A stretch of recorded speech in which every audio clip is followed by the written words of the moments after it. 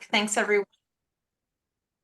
There we go. We got the recording going. Awesome. So good morning, everyone. Really excited for us to come back for our third webinar, as you mentioned, Mark. So we are going to introduce ourselves in just a moment. I'm going to walk you through kind of what we have planned today, and then we'll get right into it. So we're going to be focused on things related to the end of employment. So whether this is people who are letting you know that they're leaving, or we're letting them go, either way.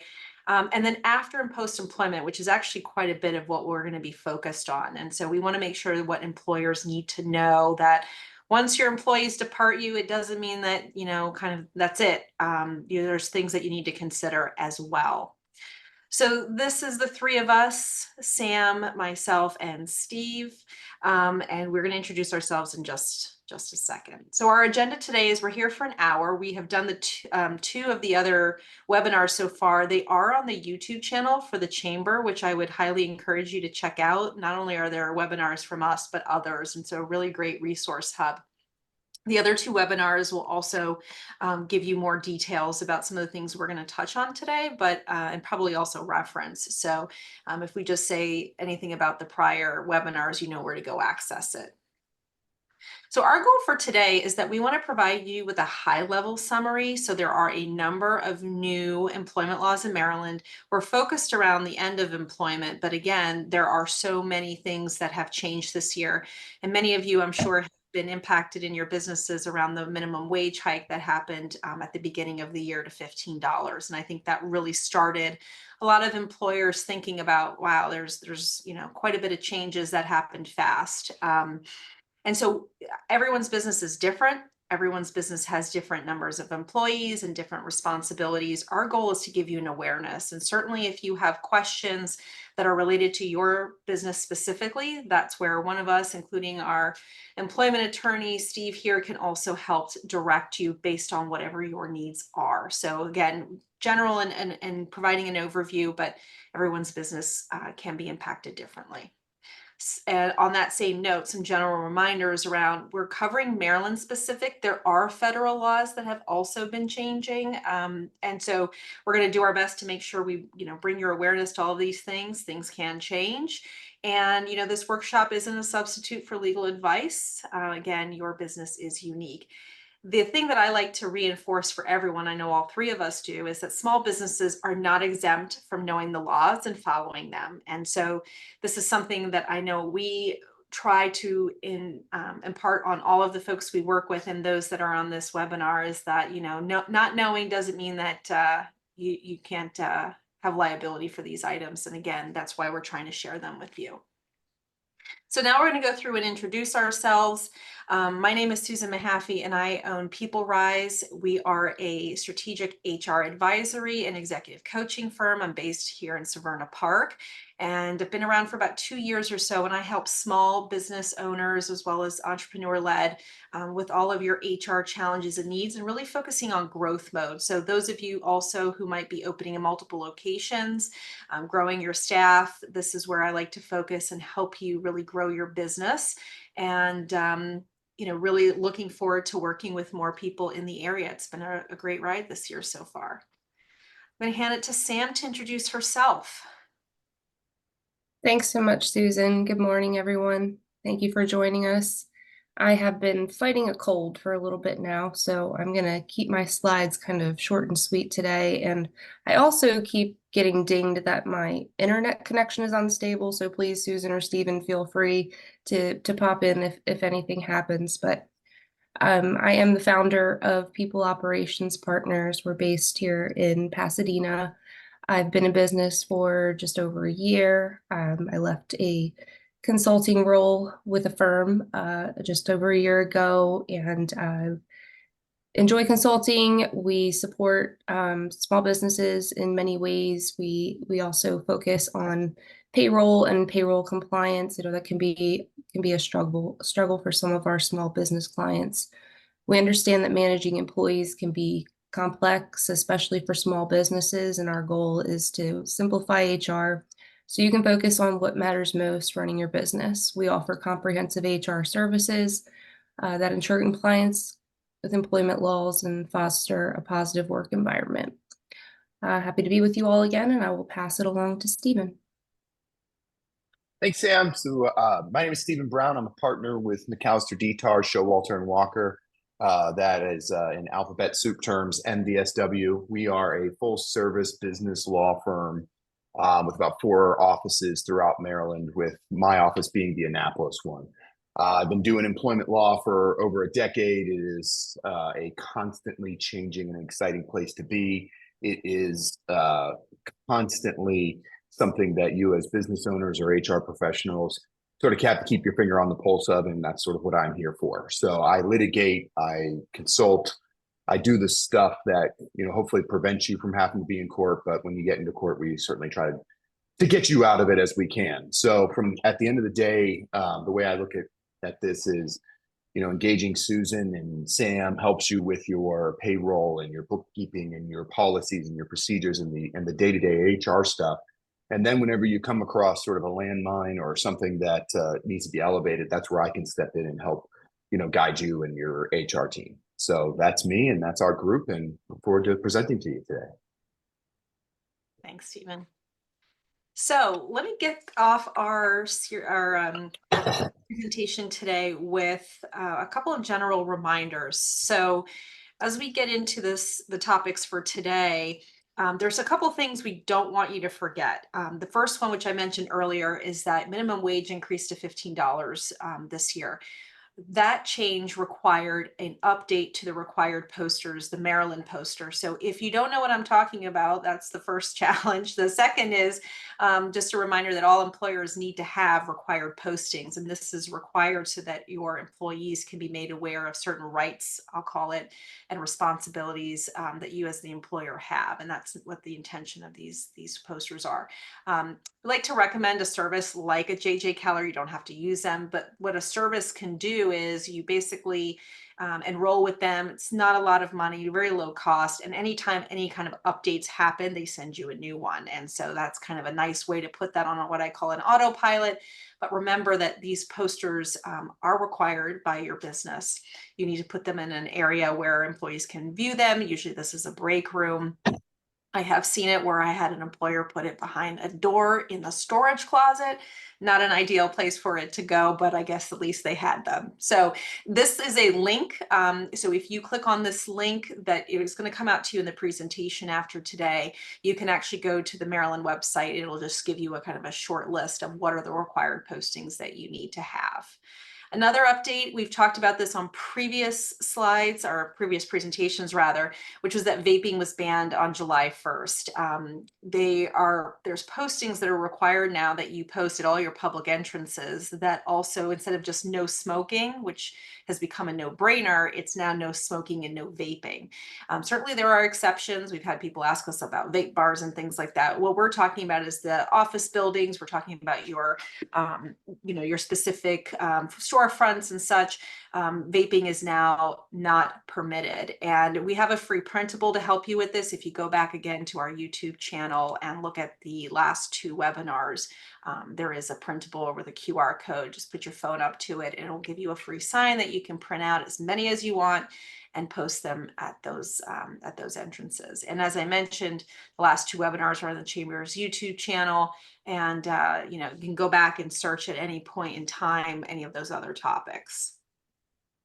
So we're going to first start off with some pay considerations for employees, again, related to the termination side. I'm going to hand it over to Sam because her expertise certainly is on the pay side and has been walking us through that recently. So Sam, can you talk to us a little bit about the next couple of pay slides? Certainly. So we have mentioned this in our previous webinars, but it's quite timely now. October 1st is right around the corner, and that is when everyone should be in compliance with these new pay posting requirements. Employers will be required to include wage ranges, benefits, and any other compensation in the job posting for jobs that are physically performed, at least in part, in Maryland, as a reminder. And we have a lovely example here of all of the things that should be included in your postings now. So if you're not in compliance at this point, it's going to be a very good idea to update your policies for your job postings. And now that we're talking about sort of the end and post-employment, we're looking at these items from a records retention perspective as well. So now that you're doing these things, protect yourself by keeping them on file, just like you do with your other employee records. I think we can move to the next one, please, Susan.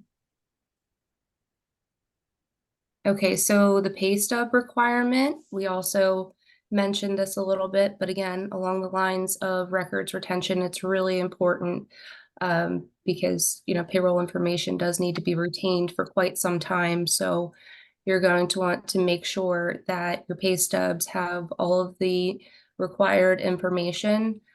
The Department of Labor has now released a template. If anybody needs help with this, please do visit their website. They have also released guidance concerning both of these new laws, including an FAQ that you can use to kind of satisfy the obligations, and there are instructions available on their website. It's an excellent resource. If you don't have time for this sort of thing, then you can certainly call me. We can help you make sure all of your payroll is in compliance, your systems are up to date, and there aren't any concerns of you getting penalties on this end. I think that's it for pay. Awesome.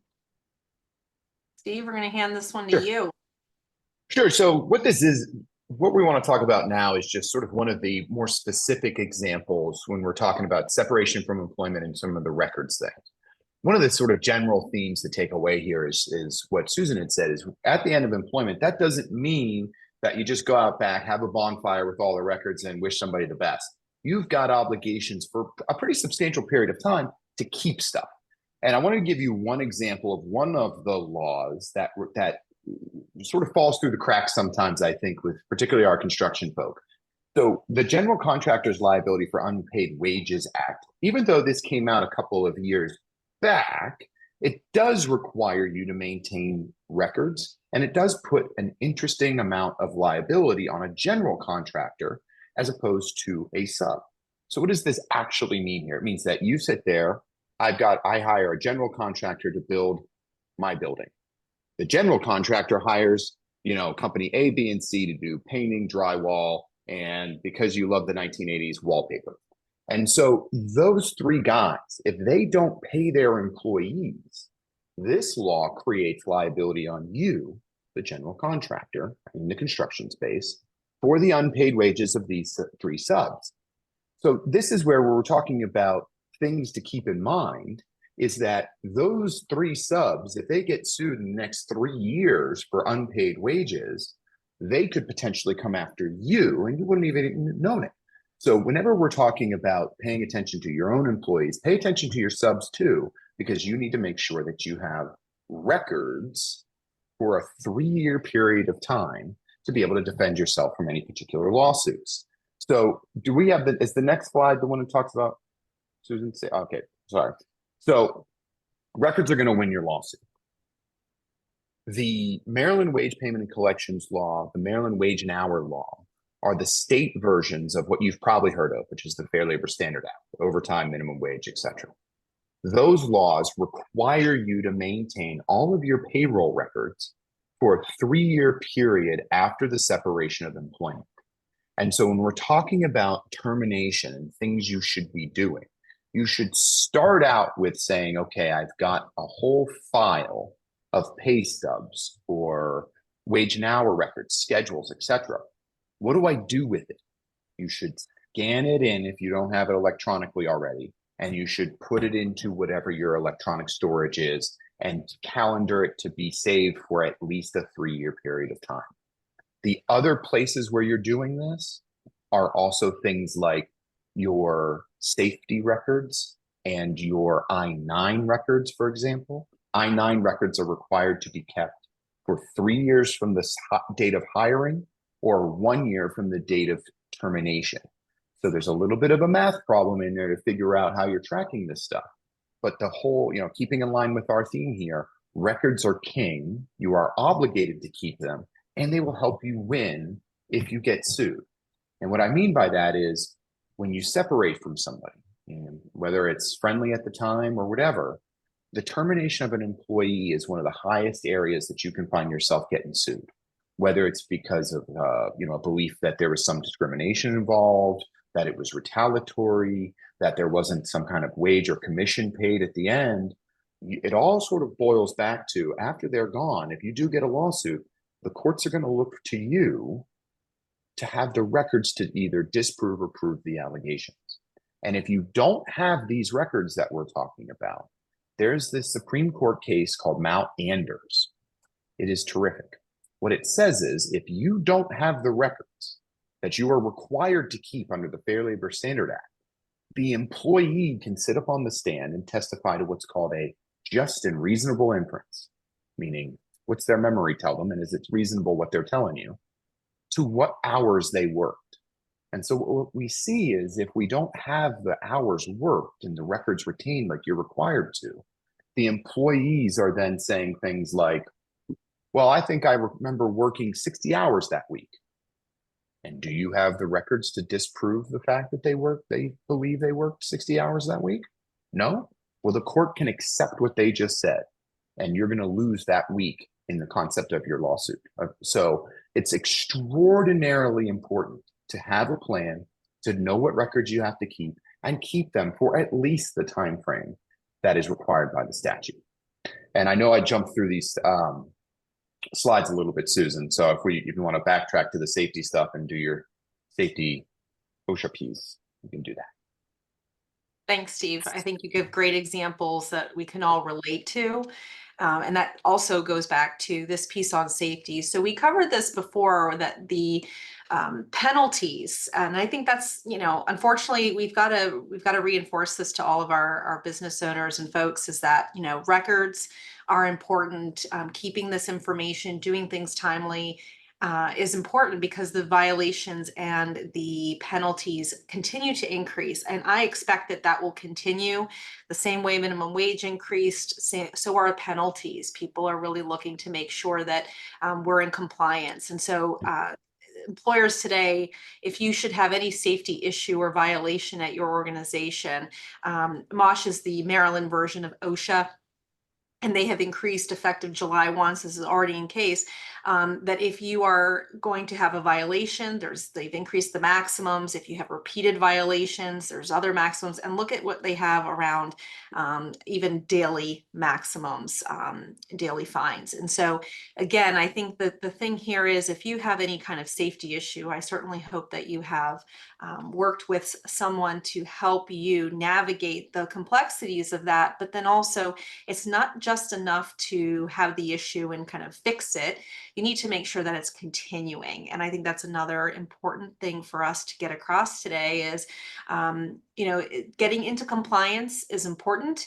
Maintaining compliance is important. And continuing that compliance also means that, kind of like the bonfire example, just because they leave your employment doesn't mean you can get rid of those things. It can be sometimes very cathartic to get rid of documents and put it in the shred it box, but the reality is we need to make sure that we maintain those records. No different than we're required to hold on to IRS documents, tax documents, etc.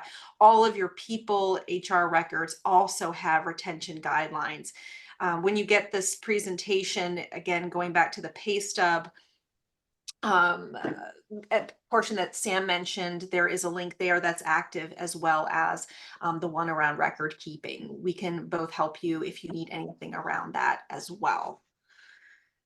So in that same light, we have gotten a lot of questions around terminations and a lot of Q&A in previous discussions. And so what we thought we would do is leave the remaining time to hear from all of you on any specific questions. And it doesn't just have to be about today's webinar. If you've joined us for any of the others, we're happy to answer any other questions you might have. So we're going to open it up to the floor and see how we can help.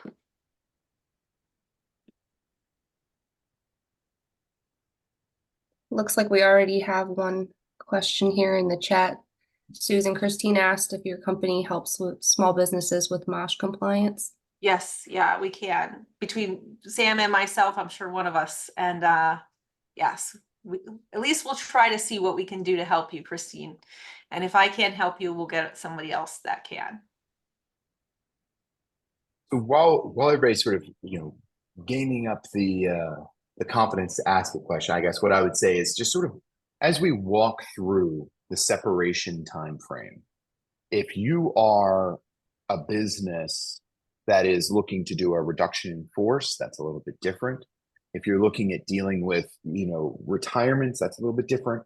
But if we look at the day-to-day situation where, okay, an employee is either resigning or I have to lay them off, I think a conversation here about what some of the things you should be thinking in that transaction would be helpful.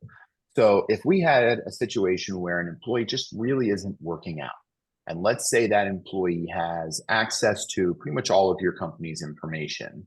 Maybe they're a general admin, maybe they are a salesperson, for example, and it's just not working out and you need to cut them loose.